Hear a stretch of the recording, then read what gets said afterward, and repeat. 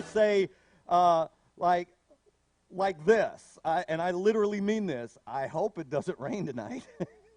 I hope it doesn't rain tonight. I hope it don't rain for a long time, personally. Whether you want that or not, we all have different opinions. Yeah, can I get emotion on that? Maybe we can present this before God and it'll carry some weight. After all, we are your children. You care what we think down here? I don't know. But, that's sort of a really simplified hope. I hope it doesn't rain tomorrow. Or I hear this sometimes from people outside the church, which I really say, yeah, that's a stretch for you. Sometimes I hear it from people inside the church, which gives me great concern, and it might be this: I hope I go to heaven when I die. The scripture is full of promises that tells us this is how we know. Yeah, I jinxed it. I knew I was up against a 90% chance, so anyway. So we sit here, if we're a Christian and we say, well, I hope I go to heaven when I die, well, evidently you don't know yet, and I would be checking my relationship on what's giving you cause to think why you might not go there. That is, that's preventable.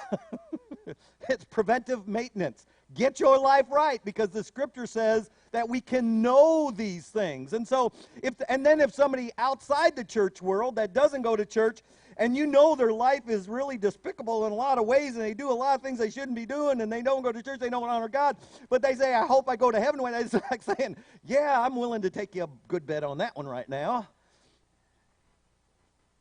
That kind of hope is really just wishful thinking, and wishful thinking isn't the same as hope. Hope is something that there's a basis of this could really happen. It might be hard, it might take a miracle, but I'm believing for it. I think this can change my life. This can change my circumstances. We can't just depend upon a wish, which is an unfounded desire for things to go the way we want them to. That kind of hope is minimal. We might get lucky sometimes, but the thing is I think sometimes it's dangerous. And so I found a couple little stories that I just want to share with you. They're little kind of joke kinds of things about how sometimes, even though we have the best intentions and we're trying to help, because I even wrote down the two quotes here. One quote is this. It says, hopelessness is the most difficult and dangerous disease a person can get. Now think about that. Of all the things we can get, hopelessness is the worst. Why would it be the worst? Because if we find ourselves hopeless, all of a sudden we are incurable. There is no change. Life will go as we think it will, with its destructive end. Another quote by a man named Louis Nizzer, whoever he is, but it's attributed to him, said, words of comfort skillfully administered are the oldest therapy known to man. For as long as man's been around, when somebody is hurting, somebody's struggling, man has tried to come up a way to try to comfort them with words. Now, there are times words can strengthen us, words can encourage us, words can give us the advice we need to get out of a situation, but a lot of times words fall flat to the ground as soon as they come out of our mouth because of the dramatic situation that they're facing. So even though there's something we say a lot of times with good intent, the Bible even talks about sometimes on how sometimes, we can have faith and we see a brother in need, and we can either meet that need or say, oh, brother, you've come to me naked and thirsty and hungry and cold. Go out and be clothed and fed and all this kind of stuff and find shelter. Well, yeah, that's one thing to pray for that, but then it's another thing to actually do it. Sometimes we use our words as a cover for not doing something. Oh, it's going to get better. Yeah, do you realize it might get better for them if you involve yourself in their life? Maybe if you help them financially. Maybe if you come around the house and help them do chores because they can't do that. Maybe if you help them take care of their kids so they could go to work. Maybe if it's so easy to say, well, it's going to get better. This is therapy. I hope you feel better. Yeah, I'd feel better if you actually helped me. Sometimes we will use these things as a form of escapism for us to get out of it. Sometimes they're just words because we think, let me use one of these funny examples that really don't have no basis, but there was a time in my life I remember this advice coming, and sometimes mothers of young children, I got a stomach ache. Have you went to the bathroom yet? I think I got a cold. Have you went to the bathroom yet? You know, it was like going to the bathroom solved every problem we ever had. My head hurts. Have you went to the bathroom yet? You know, it's like, these things, we want to make somebody feel better. We're trying to help them get better. And sometimes we can have good intentions, but our advice is really wrong. And so there was this young boy driving a hay rack down the road when the wagon fell over in front of a farmer's house. The farmer, hearing the noise, comes running out, and he sees a young boy crying and said, "Son, don't worry about this. We can fix it. Right now, my wife has dinner ready. Why don't you come in and eat with us? I'll help you put on the hay back on the rack." And back on the rack. And the boy said, "No, I can't because my father's going to be so mad at me." The farmer said, "Now, don't worry. Just come in, eat some lunch, and you'll feel better." The boy said, I'm just afraid my father's going to be very angry." But the farmer was very insistent, and so the boy went inside, and they had dinner, and afterwards, as they walked outside to the fallen wagon and the hay rack, the farmer said, "Now, son, don't you feel better now that you've had a great meal?" He said, "Yes, but I know my dad's going to be so mad at me." He said, "Why? That's nonsense. Why would you say that? Where's he at?" "He's under the hay trailer." He was trying, he had good intentions. This will make you feel better. But it wasn't what the problem. Sometimes we want to help somebody and give them some hope and make them feel better and do something in their lives. But what we're doing is actually just the opposite. There's another one. Sometimes the helper actually needs help. We're trying to do something, but sometimes, you know, you've had those people that try as they might. They end up causing you more work. They make more problems, they make more issues, and so sometimes you don't. Sometimes the helper needs help. And the story is told of a certain retired man who started to volunteer to entertain patients in nursing homes and hospitals. One day he went to the local hospital in Brooklyn, took his portable keyboard along. He went to the patient's bedside, and he was telling some jokes and singing a few funny songs. And when he was about to leave, he told the patient, "Well, I hope you get better," to which the patient replied, "I hope you do too." You need some help. This morning I started a story to get your interest up a little bit about a historical event that happened. Submarine S4 sinks with 40 aboard in the deep water off of Provincetown, hit by a destroyer which is beached. The situation was in 1927. There's a Coast Guard destroyer that's been called out to make some runs because this is during the Prohibition, and there's been some rumors of alcohol smuggling and everything. And so a Coast Guard destroyer was sent out to try to intercept and find some things, and they had made a run, and they were returning home. The submarine, the S4, was doing some engineering tests and some speed tests and different things which were common when a submarine had been brought back into dock before they were going to go back out. And so they had been making some runs up and down the coast, and this is all off of Cape Cod. Just so happened that the destroyer is coming back from the run, that the submarine, after doing one of its tests, has to surface. And it surfaces right in front of the Coast Guard destroyer because neither ship knew the other one was in the area. And so the Coast Guard destroyer rams into the submarine, causing a big gash in the side of the submarine, and it sinks almost immediately to the bottom in water that's about 118 feet deep. And this is in 1927, so they don't have a lot of technical stuff that we've got today. And so immediately the word went out. They're trying to formulate plans. And in the process of this, to even see what's going on, about 6 or 8 hours after it, they've got some divers and they send them down. The divers get down there and they can hear tapping coming from inside the submarine. Through the tapping, they ask, how many are alive? There were 40 that went down. There's 6 that are still alive. The other ones have drowned and perished. These 6 managed to escape into a watertight compartment before the water filled in the whole vessel, and so they're safe in there. And then they begin to ask them a few questions. The people inside are responding, and then finally they tap out at the end of the conversation, "Is there any hope?" Can you imagine being to the, you might say you're not claustrophobic, but I think you would in 120 foot of water in a small compartment with no lights, and you're in there and you've got a limited supply of air. Wouldn't that be maybe your first question too? You know the technology, you know what's available, you know the ways they might try to save you. You know you got a little bit of a timeline going in your head. And so you tap out to those that are just as familiar with the situation as you are, and you say, is there any hope? What do you tell that person in there? It was relayed to the captain of the ship up above, and so he told them to tap back that there is always hope. There's always something that can happen. So they go back up.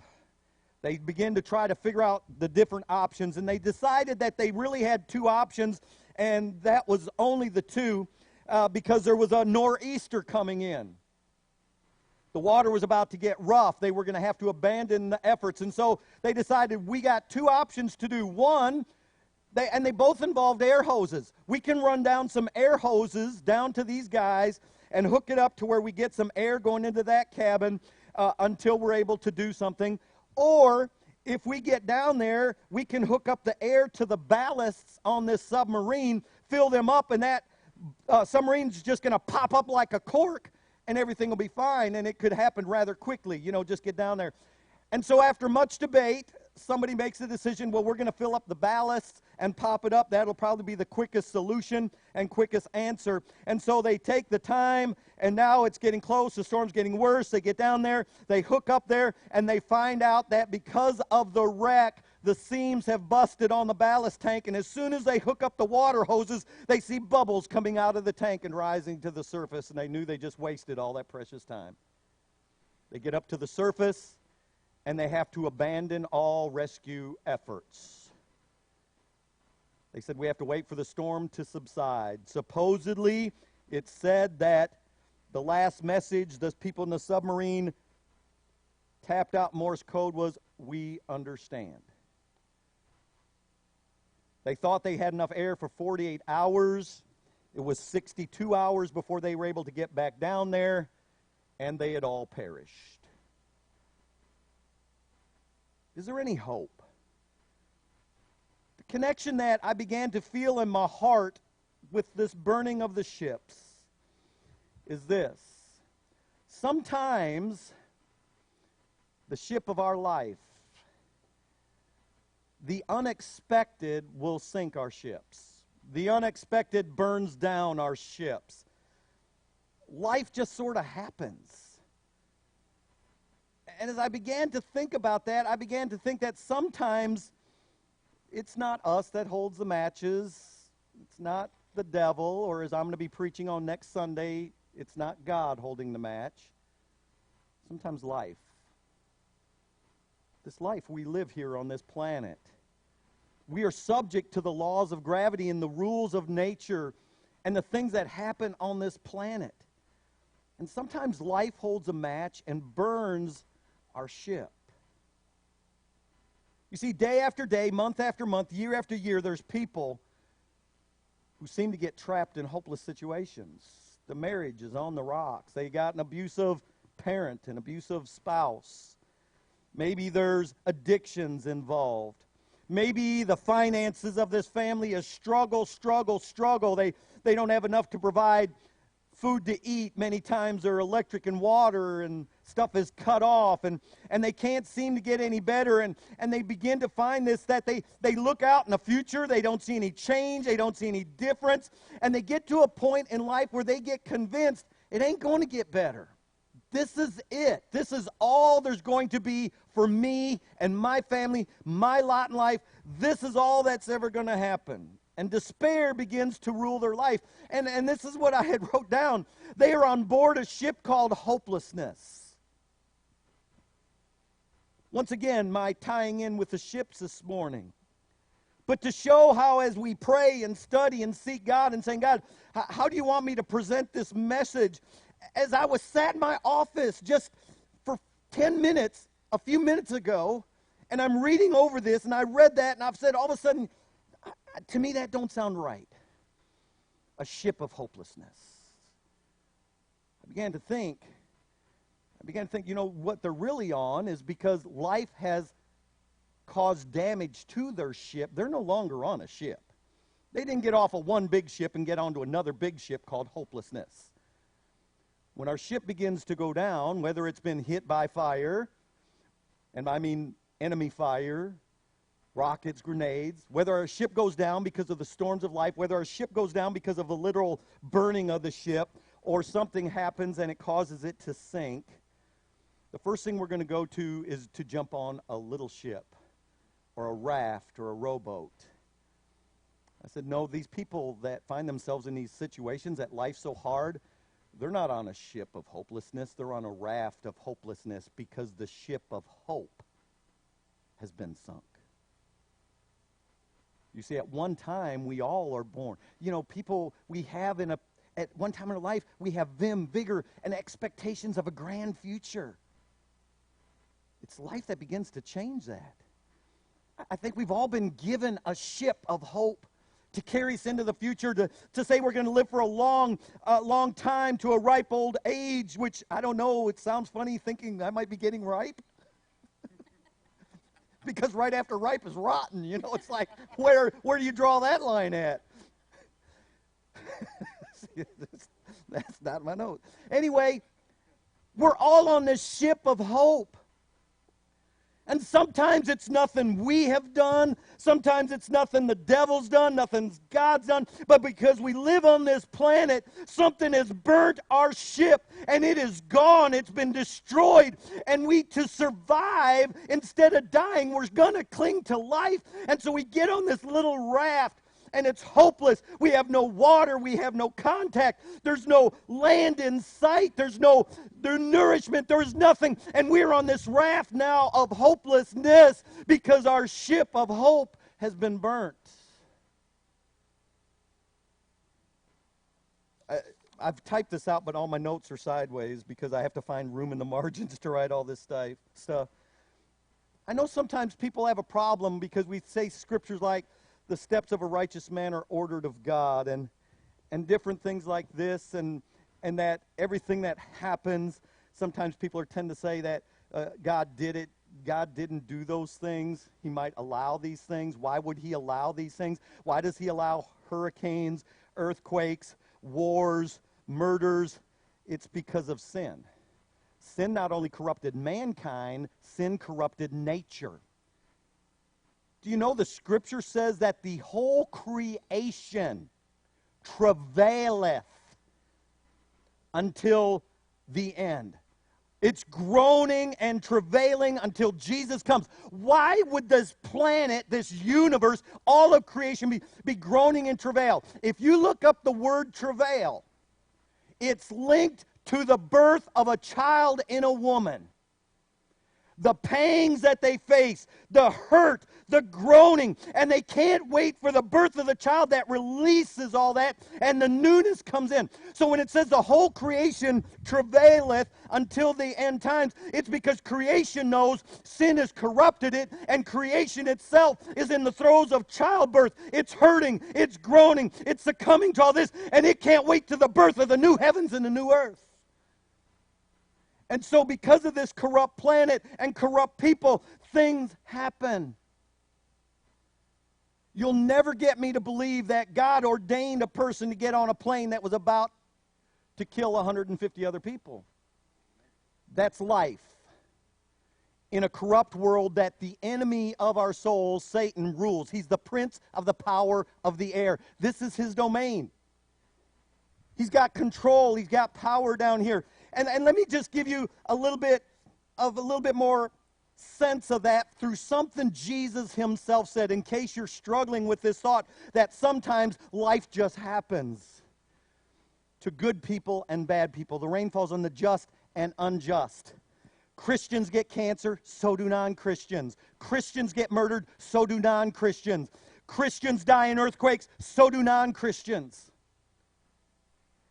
There was a story that happened in Luke chapter 13. And what happens here in this story is a bunch of people came up and they're griping to Jesus and wondering and asking questions because a bunch of people had got killed on the steps of the temple. And their blood had stained the steps. And they're questioning Jesus about this. Ashley, I can't get this because Dustin and Holly's Leighton, when he bent that, I still can't get it quite right. I didn't know he had it in his mouth. Landon said he put it in his mouth and was sucking on it too, so I don't know. And they're questioning this. Were these people bad sinners? Was there something in their life? Is there some purpose behind this? And you know what the answer Jesus gives them? It's really crazy because he goes to the headlines of the day. Remember the headlines we had up there just a while ago? You don't need this slide up there because I ain't got this far down the road yet. Not on the road that they're on. The headlines up there about the submarine, Jesus went to the headlines of the times. He said, it has nothing to do with whether they were good, whether they were bad. Has nothing to do with the fact if they were sinners or evil. It happened to do that. That's life, and bad things happen in life. He said, look to the tower in Siloam, in another town. He said that tower fell the other day and 18 people got killed. Were they good? Were they bad? What? He was pointing to the randomness of life that happens to people in a corrupt world with corrupt people. This place isn't perfect. It was at one time, but it isn't anymore. So sometimes life just happens. God has instituted laws. One of those laws is the laws of gravity, which means if I step up to the top of this peak and step off over that side, I'm probably going to break a leg. God had nothing to do with that. It's the randomness of a bad decision, or possibly, if I'm up there working and I am careless, a problem in my own life that caused this. The ship and this submarine was some miscalculation, some miscommunication. It just happened. But whether it's God, whether it's you, whether it's the devil, or whether it's life, when your ship sinks, what are you going to do? How are you going to handle it?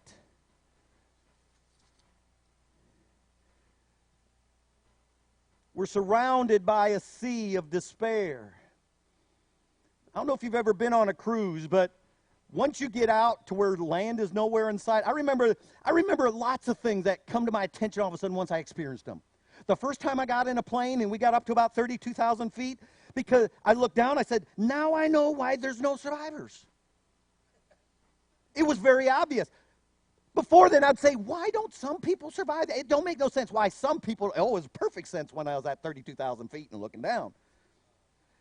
When I first got out on the cruise, and I've heard stories of people falling overboard, people thrown overboard, all this kind of stuff. Why can't they survive? When I got out there and there was no land as far as you could see, I could see, and I stayed away from the edge of the ship. I can see why people don't survive. I mean, they could send out 500 planes. They ain't going to find one little old head bobbing around the water out there. They ain't going to do it. All of a sudden, it made total sense. We're surrounded in a sea, and it's a sea of despair, and we're floating on a little raft because our ship of hope has been burnt. Who burned it? It was just life. Life came along and happened. We live in this world. Someone has said that hopelessness is the most difficult and dangerous disease a person can have. I think I agree with them. In Luke 24, we read a story about two men. Now you can throw that up there, Brother Taylor. Walking on the road from Jerusalem to Emmaus. It was about a 7-mile journey. Their faces are solemn. They're downcast. The events surrounding the crucifixion of Jesus have left them feeling despondent. They're speaking to each other with weary words because they believed that Jesus was dead. And even though they have heard the report of an angelic visit and a missing body, there's still a lot of doubt. As they're talking with each other, Jesus joins them, but they did not recognize who he was. Jesus asked them what they were talking about. The one named Cleopas spoke up and said, Are you the only one in the world who doesn't know what just happened in Jerusalem? Jesus, playing along, playing dumb, asked what happened. In Luke 24:19-20 through 21, we find out this is what they said. They explained, you haven't heard about Jesus of Nazareth? He was a prophet, powerful in word and deed before God and all the people. The chief priests and our rulers handed him over to be sentenced to death, and they crucified him. But we had hoped that he was the one and he was going to redeem Israel. Did you catch that part? The despair where it came in? Where life had shipwrecked them, and now they feel like they're lost. The world has no more meaning. They don't know where they're going to go. They see no more answers. What do we do from here on out? They said, we had hoped. You see, we encounter people every day that had hope. They were on a ship of hope. They had plans and a future. The missionary, the young missionary, Aaron Henry. I've had him here at the church twice. I love that guy. He spoke volumes to my heart the first time I seen him at one of our ministerial meetings. And I said, I'm going to have him come to the church. And I learned about him. He's just from up the road. He I think it was Palestine or somewhere up there. He was the leader of a youth group at an Assembly of God church. I liked his localness. I liked his history. He was vibrant. He told stories. He knew what he was talking about. He could catch the people's attention. We brought him in. The church took him on as a missionary as they went to South Africa. They went over there for 2 years. They came back. We had him here again. Got a report the other day. He's got MS. There's no cure for MS right now. He's got little bitty kids. He's a missionary to South Africa.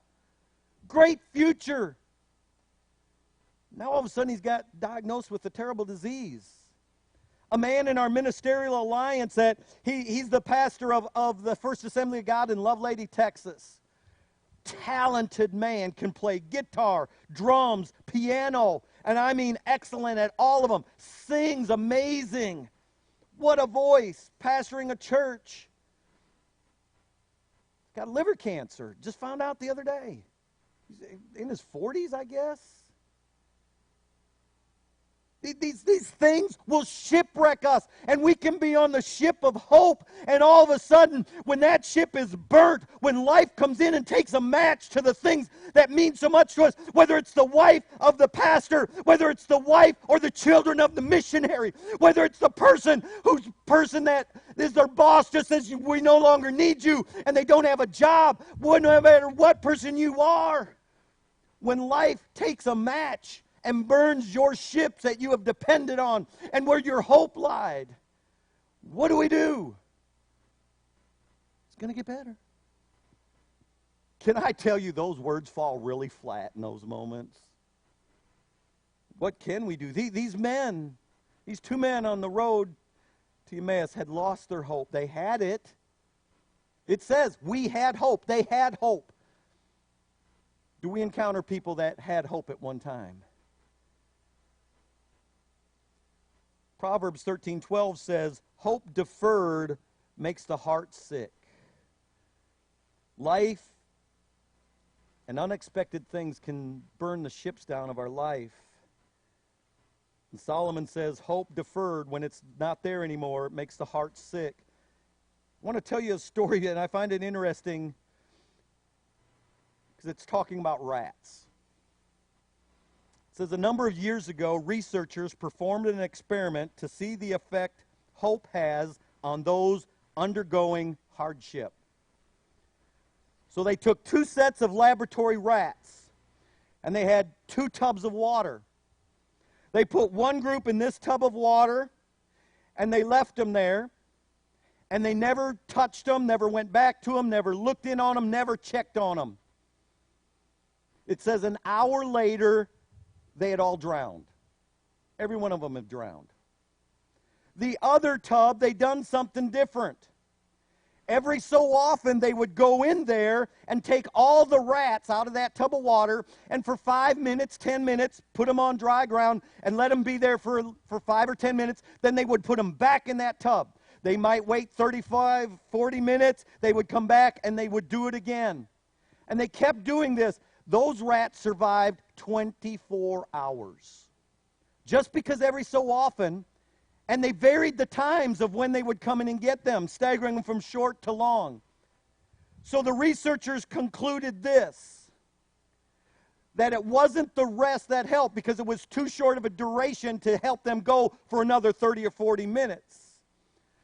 So their conclusion was somehow those animals had this in their mind. If I can hold on just a little bit longer, help's going to come and pull me out of here. That hope kept them going and going and going, to where instead of dying in an hour, they lasted for 24 hours. If hope in the mind of a rat can help them in this way, how much greater should hope's effect be on our life? No matter what life is thrown at us, no matter how horrible, how atrocious, how sickening, how hurtful it is. And this is why. Because the hope we have, compared to the people who have hope in this life only, Paul once said that. He said, if I had hope in this life only, I'd be above all men the most what? Miserable. If this is all there is, I'd be the most miserable man on this planet. But there's a hope I have beyond this place. You see, the ship of hope that the world provides, every baby, you might be president one day, which nobody wants to do that anymore. At least I would, not the way they treat them, no matter who you are. But this hope that in America you can do this, in your own life you can do this, the opportunities are yours with an education, you can do this. Life has a ship of hope, but it gets destroyed and burnt down because life is very vicious. And the same life that presents opportunities will rob you of them in a heartbeat. But is there a hope beyond what life offers us? Is there a hope that's deeper? These people that are facing financial hopelessness, they're facing relational hopelessness because it's in the home unit. Their careers, their health, addictions of any kind, all these things. These people almost feel like they're on a ship too. They're on the Titanic. And while it's sinking, the only thing they know to do is the thing they've done all their life, and they're mopping the deck. Mopping the deck on the Titanic is a very useless thing because the whole ship's going to sink in a moment. But sometimes we're stuck maintaining something that we have no hope in resurrecting. It's never meant to be. It's not going to change. But nothing they've tried made a difference. The ship is still sinking, and it's still hopeless. I want to talk about another ship real quickly. And to let you know that even Christians, we that are children, sons and daughters of the Most High, hope is such a big ship that we depend upon it so much that when things get too adverse, even we're subject to fear and doubt. You know, Paul is an amazing man. I mean, he went through so much stuff. So many things: snake bit, stoned, beat with rods, whipped just like Jesus was 3 different times, shipwrecked 3 different times, bitten by poisonous snakes. I mean, you name it. It happened to Paul. In prison, in jail, sicknesses. It happened to Paul. But in Acts 27, we find the most famous story of Paul and his ship. And he was on a ship. He was heading towards Rome. There was a purpose there. And in the process of this, there was a hurricane that came up. Life happens. And in the process of this hurricane, it takes forever. It goes on. It's 10 days, 14 days. It's going on forever. It's relentless. They're throwing everything overboard. They've even thrown the food over. They don't know what else to do. They feel like they are about to die. Hope is gone. And Paul finally himself says these words. Now, when neither sun nor stars appeared for many days, and no small tempest beat upon us, what he meant was it was the worst storm he had ever been in. All hope that we would be saved was finally given up. Do you know we included him, the great man of God? He had gotten to the point where Paul even said, there's nothing else we can do. We're just not going to make it out of this. We're all going to die. All hope had been given up. You're in good company if something in life, whether it's the randomness of life, whether it's bad decisions on your part, whether the devil's attacking, if you get to a point where you almost given up hope. Do you know what it took to get Paul out of that? It's part of this, things are going to get better. It says that late at night, an angel of the Lord, which we take to be Jesus, showed up on the boat, showed up on the ship with Paul, and told him things were going to be okay. The great giver of hope. Paul said he stood by my side. If we turn to Jesus, if we're looking to Jesus, the great giver of hope will stand by your side in the midst of the storm when you think life is about to destroy it. Basically, he told Paul, it's going to be okay. I'm in control. Just follow my advice. Do what I'm telling you. And there were some instructions given. And basically, he said, it's going to get better. This song, I heard it for the first time the other day. It's by Stars Go Dim. It's just the lyrics. But this has sort of prompted this whole message about hope and hopelessness. It's gonna get better.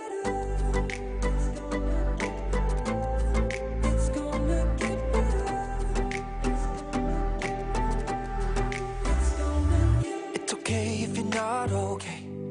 It's not gonna end this way. Today is the day to change. It's the time, it's the place. All that you're locked inside is ready to come alive. Embrace your great design. Now's the time. Lift your eyes. I don't have to fear, cause I trust His love. I know where my help comes from. It's gonna get better. It's gonna get better. It's gonna get better. There is no mistake I could ever make. It's gonna get better. Let your letter erase all you done for me.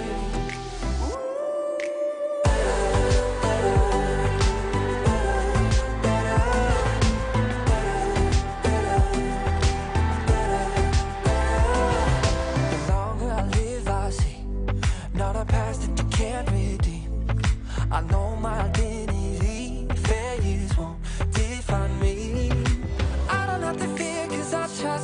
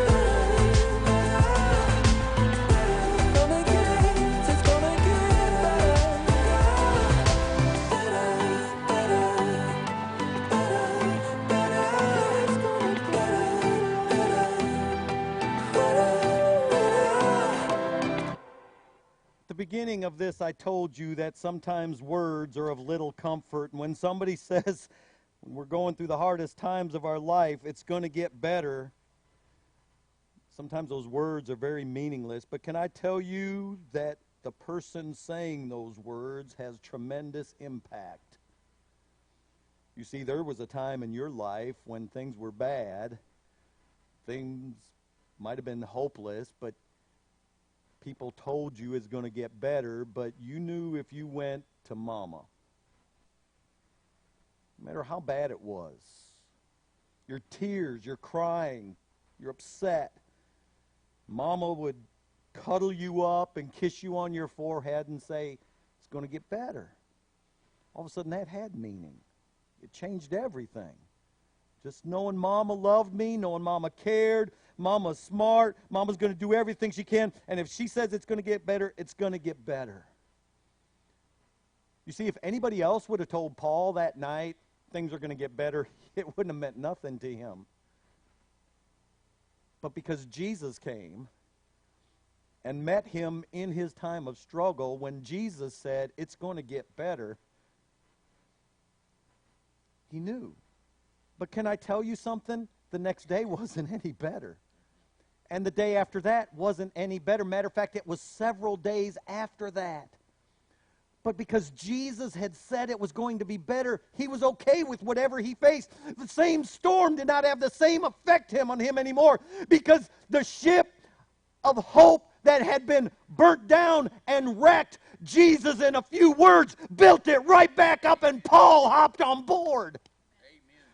Do you know how many times in life when I was struggling and I went to an altar and I would be crying out before God and I would be hurting and I would be struggling, but somewhere in that moment I just felt Jesus said it's going to be okay, and I would get up and I would walk out of that place and I would know things were the same. Nothing changed, but he had changed me, because my giver of hope, my rebuilder, my restoration had told me it's going to get better. This world can't give me that same hope. Those that are outside of Jesus have nowhere to go to rebuild that boat of hope.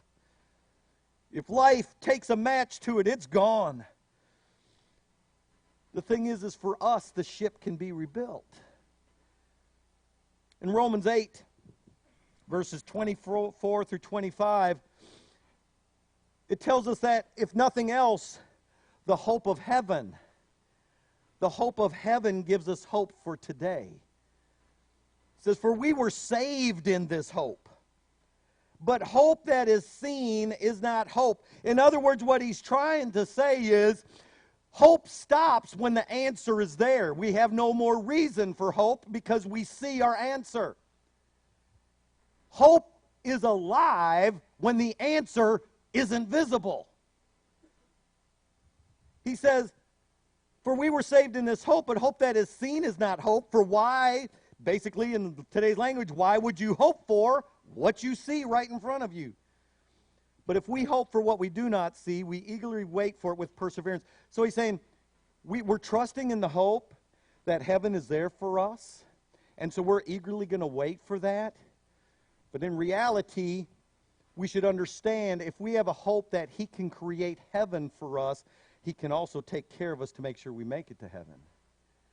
And it's this hope that keeps us going. It's this hope that stirs within our soul.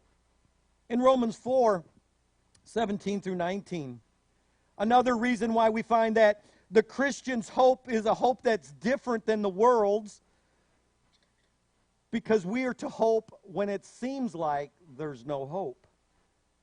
As it is written, I have made you a father of many nations. He's talking about Abraham.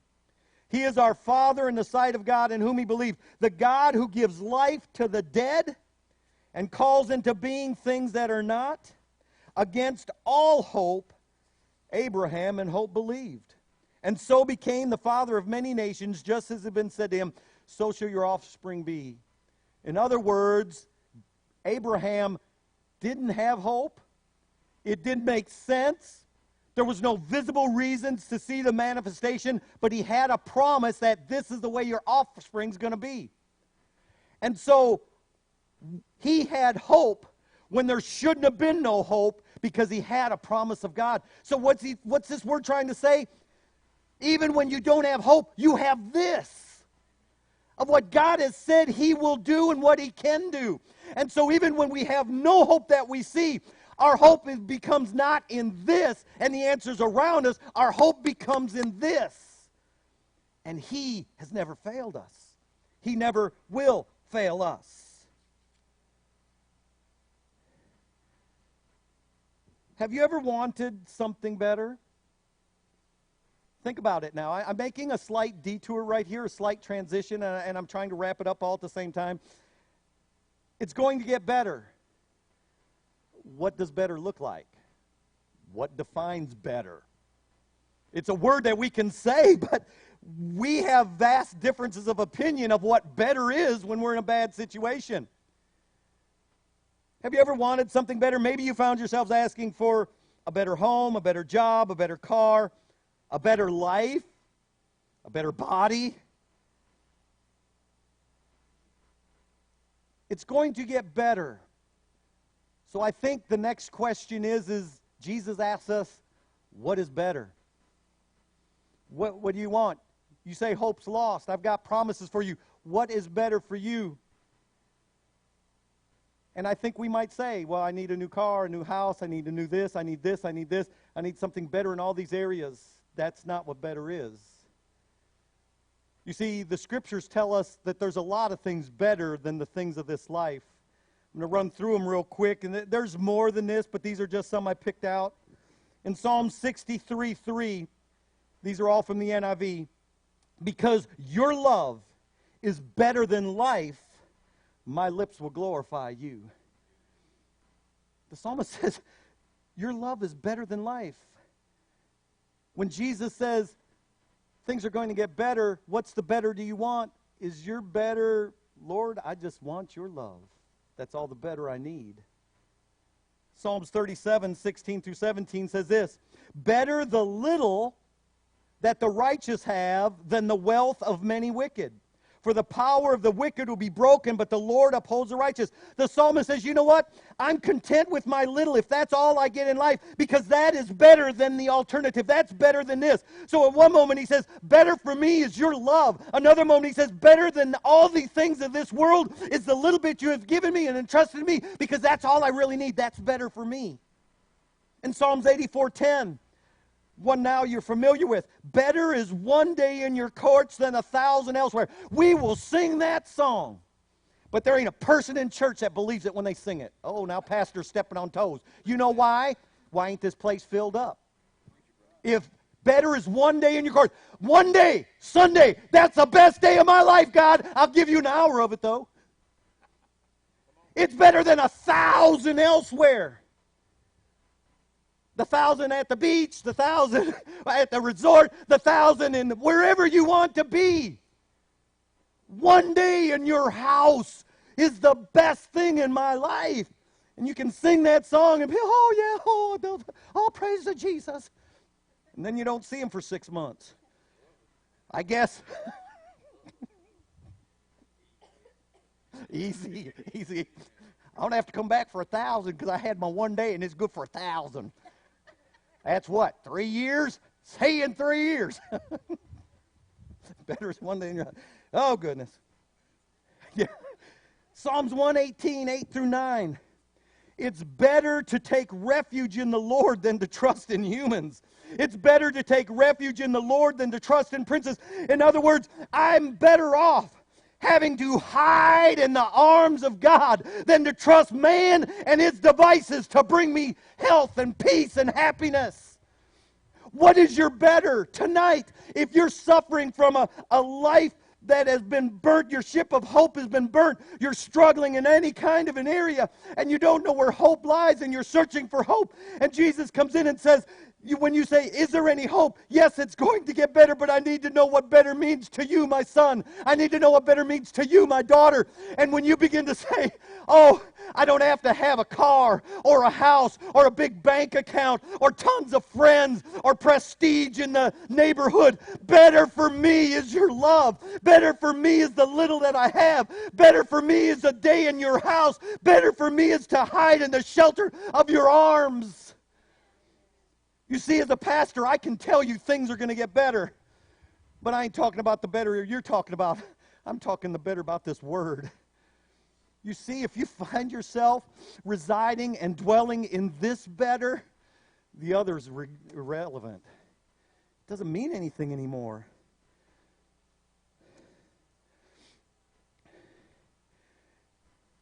Jesus was on his way through town and he stops at a pool called Bethesda. He comes upon a lame man and he asks the lame man, "Do you want to be made whole?" Translation, do you want to get better? Sort of an obvious question with an obvious answer. I've been lame for 40 years, can't walk, can't do anything. Yes, I want to get better. You've got one opportunity. Your answer is right before you. And he asks, do you want to get better? Your opportunity to say, yes, yes, please make me better. But he didn't answer that. He didn't answer yes. He did what so many of us do. We're guilty of doing the same thing when life ain't going our way. You need some help? You need things to get better? Oh! If you only, oh, my life is so bad. Everything. And they begin to spill everything out about what's wrong in their life. All he had to say was, yes, I want to be made better. I can't walk. I need legs. I need to be whole. I need to be better. But he immediately starts giving off reasons why he isn't better. Well, you see, I've been sitting here all these years. There's so many people here. They're quicker than I am. They have other people to help them. Nobody helps me. Blah, blah, blah. Poor me. Ooh. Maybe when our ship of hope is burnt, can I tell you, Jesus knows your circumstances? He knows the hardship. He knows the hurt. He knows the pain. And all he's waiting to do is he's standing here and he's saying, do you want to get better? What is that better? And we come up and all we do is gripe and complain. Oh, this is wrong, this is wrong, this is wrong. I didn't ask you what was wrong. I'm asking you, what do you need right? And what's going to make that better? And what does better mean to you? You see, you can go find a lot of people give you a lot of different things of what you need in life. Yet the better that we need is Jesus. Just tell Jesus we want to get better without the excuses of why we're not better. A man fell into a pit and couldn't get himself out. A Christian scientist came along and said, you're not really in a pit, you only think you're in a pit. A Pharisee said, only bad people fall into pits. A fundamentalist said, you deserve your pit. A charismatic said, just confess you're not in a pit. A Methodist came by and said, well, since you're in a pit, we brought you some food and clothing. A Presbyterian said, this is no accident, you know. An optimist said, things could be worse. A pessimist said, things will get worse. Jesus saw the man, took him by the hand, and lifted him out of the pit. You see, when we're in a hopeless place, we need help. We need hope. We're on a raft instead of a ship, and the raft is called hopelessness. Things are never going to get better. It's never going to change. It's going to be bad for a long time. It's not a time for excuses. It's not a time for blame. There's a good chance it was just life hit you and hit you hard. Finances, health, disease, shipwreck like we talked about in the story of the submarine, a car accident, random things of life. Paint your house, you fell off the ladder and broke your leg. I mean, random things in life, they happen. But they can bring a hopelessness in that this world can never rebuild your ship of hope, but Jesus can. And Jesus will stand by you and tell you it's going to get better. And the difference is if you got a relationship with Jesus, when he tells you it's going to get better, it should make your heart explode because of who he is and what he's saying. But we need to define what the better is. The better is not always the cure for your disease. The better is not always a bigger and better material thing. The better is not always a better job. That, you see, we get confused. The enemy tries to do this.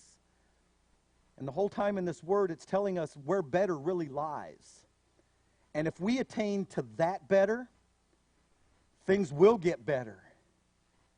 Because sometimes when the circumstances don't change, if we change, you know, I've heard the old saying, it's mind over matter. If you don't mind, it don't matter. People, how can they do that? It's like water off a duck's back. Because they don't let it bother them. It don't matter. It's meaningless. It's useless. But if we pay attention to it and dwell on it and think about it, it gets worse.